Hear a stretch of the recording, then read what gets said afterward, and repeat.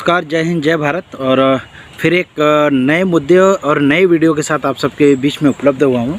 तो विनोद इंडिया सस्तक में आप सभी दर्शकों का बहुत हार्दिक स्वागत है, और चाहने वाले और नहीं चाहने वाले दोनों जन का। तो चलिए मुद्दे पे बात करते हैं। आज एक नया मुद्दा आया है और सवाल उठता है योगी जी और योगी जी की पुलिस प्रशासन पे, इनके कार्यकाल में जो आजकल कानून की घेरे में ही जो हत्याएं हो रही हैं, जो गोलियां चल रही हैं, ये सबसे बड़ा सवाल है। क्या बीजेपी सरकार, क्या योगी जी सीधे कानूनी तौर से गुंडागर्दी करने पर उतर चुके हैं? इसी बात पे मैं एक क्लिप आपको दिखाना चाहता हूँ। वो क्लिप देखिए ध्यान से, ज़रा क्लिप थोड़ा बड़ा है लेकिन उसको ध्यान से देखिएगा, सुनिएगा, फिर उसके बाद में हम लोग आगे बात करेंगे, ठीक है? चलिए तो सुनते हैं। नीली वर्दी में आपको दिखाई दे रहे होंगे, नीली ड्रेस में, ये दिल्ली पुलिस के जवान हैं जो एक एक शख्स की तलाशी लेते हैं। लेकिन हथियार अंदर कैसे गया, जजों की सुरक्षा पर सवाल, वकीलों की सुरक्षा पर सवाल, इसके साथ साथ जो लोग यहां पर आ रहे हैं उनकी सुरक्षा पर सवाल अब खड़े हुए हैं। फिलहाल पुलिस पूरे मामले की जांच में जुटी हुई है। आरोपी अभी फरार है। कैंटीन के रास्ते से होते हुए पिछले गेट से निकलकर वो फरार हो गया वारदात को अंजाम देने के बाद। कामेश्वर सिंह ने जो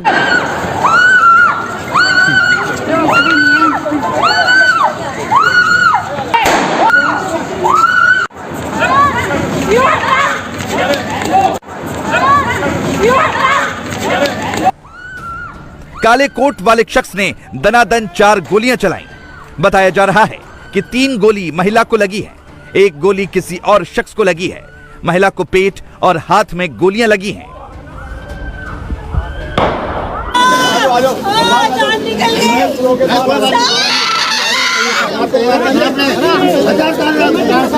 साढ़े 10 बजे के आसपास की घटना होगी। हम कोर्ट में अपने रोजाना के काम के लिए कोर्ट में जा रहे थे, तो जैसे ही हम कोर्ट में एंटर करने वाले थे हमें गोलियों की आवाज आई। जैसे ही हमने वापस देखा तो कोर्ट जो हमारा लॉयर्स ब्लॉक है, वकीलों के चैम्बर्स है, उसके मेन एंट्रेंस पे गोलियां चली हुई थी। एक शख्स जो वकील की ड्रेस में आया हुआ था, उसने एक लेडी पे फायरिंग कर रहा था और उस लेडी के पेट में 1-2 गोलियां लगी थी। आपका क्या नाम है? राजेश कुमार नाम है मेरा। क्या देखा? एक्चुअली मेरा असिस्टेंट सेम उसी 4 नंबर कोर्ट के बाहर था, उसने मुझे इस इंसिडेंट की रिपोर्ट की कि भाई ये वो सारी घटना। लेकिन ये बताइए कि इतनी सिक्योरिटी होती है दिल्ली पुलिस की, एक वकील तक को, क्लाइंट तक को, सबको चेक करके भेजा जाता है, फिर हथियार अंदर कैसे चला? बिल्कुल सही बात है। सुरक्षा पे बहुत बड़ा सवाल उठाता है, क्योंकि हमारी तरफ से बिल्कुल गेट्स पे इन्फॉर्मेशन दी हुई है कि वहां पर जो शख्स जाएगा वो बिना चेकिंग के कोर्ट के अंदर नहीं जाएगा, चाहे वो लॉयर की ड्रेस में हो, पुलिस की ड्रेस में हो या एक लिटिगेंट्स हो। साकेत कोर्ट में 4 राउंड गोलियां चलने से अफरा तफरी मच गई। लोग इधर उधर भागने लगे। कोई भी शख्स महिला को बचाने के लिए आगे नहीं आया। अब सवाल यह है कि यह शख्स कौन था जो साकेत कोर्ट के अंदर धड़ल्ले से घुस गया और दनादन फायरिंग करने लगा।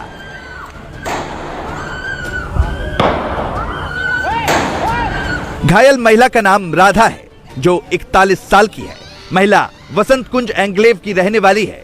जिस शख्स ने गोली चलाई उसका नाम कामेश्वर सिंह है, जो सस्पेंडेड वकील है। ये गेट नंबर 3 है जहां पर दिल्ली पुलिस की सिक्योरिटी है और एक एक शख्स की जो है प्रॉपर तलाशी ली जा रही है। और ठीक इसके सामने जो है वो लॉयर्स चैम्बर है, जो वो सीढ़ियां आपको दिखाई दे रही होंगी। ये इस गेट से आप इधर की तरफ से दिखाएं तो ये जो सीढ़ियां बनी हुई हैं, जूम करके जरा दिखाइए, ये लॉयर्स चैम्बर्स की ही सीढ़ियां हैं और इसी के बाहर जो है इस पूरी वारदात को अंजाम दिया गया। अब ऐसे में पुलिस जब एक एक शख्स की तलाशी ले रही है तो हथियार अंदर कैसे गया? आप देखें, ये जो नीली वर्दी में आपको दिखाई दे रहे होंगे, नीली ड्रेस में, ये दिल्ली पुलिस के जवान हैं जो एक एक शख्स की तलाशी लेते हैं। लेकिन हथियार अंदर कैसे गया, जजों की सुरक्षा पर सवाल, वकीलों की सुरक्षा पर सवाल, इसके साथ साथ जो लोग यहां पर आ रहे हैं उनकी सुरक्षा पर सवाल अब खड़े हुए हैं। फिलहाल पुलिस पूरे मामले की जांच में जुटी हुई है। आरोपी अभी फरार है। कैंटीन के जैसे कि आपने अभी जो क्लिप आपने देखा, इसमें राधा नाम की महिला है और कामेश्वर सिंह करके एक वकील हैं जो सस्पेंडेड हैं। ये इनके ऊपर में मतलब केस है और ये कामेश्वर सिंह ने 25 लाख का घोटाला मतलब कि किया, लफड़ा किया, उस पर 420 का केस हुआ था। और यह व्यक्ति कोट पहनकर कोर्ट के अंदर में घुसता है और धड़ाधड़ गोलियां चलाता है, सोचिए अब पुलिस जहाँ पे कि इतनी सुरक्षा होने के बाद में, पूरी चेकिंग होने के बाद में लोगों को दिया जाता है, वहाँ पर जो कि हथियार गया कैसे?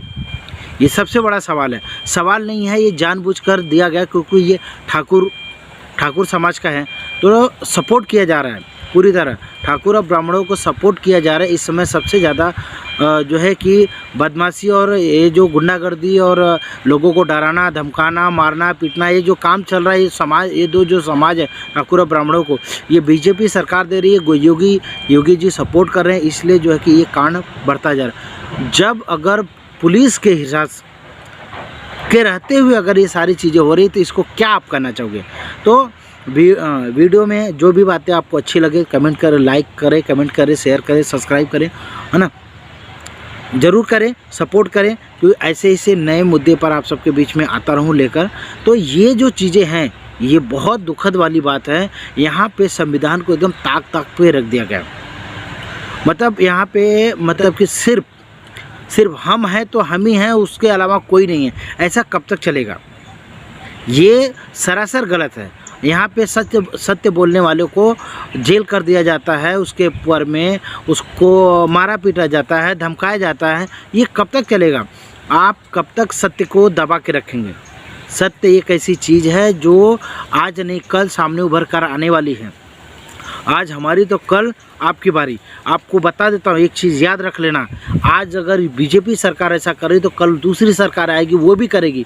याद रख लेना, बीजेपी को सपोर्ट करने वाले हो, आज अगर बीजेपी में रह के तुम्हें मज़ा आ रहा है तो कल दूसरी सरकार आके करेगी ना तो तुमको सज़ा मिलेगा। तब रोना मत, नहीं तो गलत को सपोर्ट करना बंद करो, सत्य के साथ खड़ा होना शुरुआत हो जाओ कि दूसरी सरकार भी आए तो उसे भी लगे कि नहीं यार, गलत करना और गलत का सपोर्ट करना अच्छी बात नहीं है, वो भी उसके वो डर है। लेकिन अगर आप लोग इसी तरह से सपोर्ट करते रहोगे, गलत चीज़ को सपोर्ट करते रहोगे, सत्य को छुपाते रहोगे, याद रखना आज हमारी बारी, कल तुम्हारी बारी। जो भी लोग इस घटना से गुजरे उनके दिलों की बात बता रहा हूँ कि उनके दिलों की बात है कि आज हमारी तो कल तुम्हारी बारी। इस बात को बखूबी आप याद रख लेना कि ऐसा ही होने वाला। तो प्लीज़ इस बात को समझिए।